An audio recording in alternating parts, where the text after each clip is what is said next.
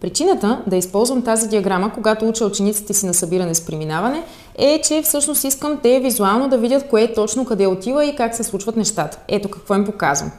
7, рисуваме си 7 кръгчета и тук са ми 9.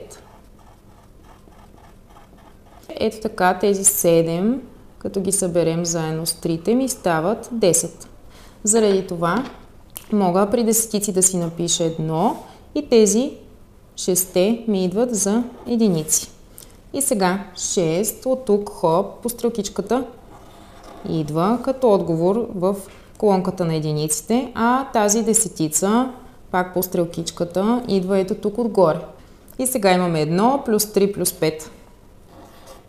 Привет! Аз съм Мис Гери, основател на Академия за частни уроци Умни хулигани. С годините работа с деца съм разбрала едно. Това е най-лесният начин, по който можем визуално да покажем на децата как става събирането с преминаване и кое къде отива.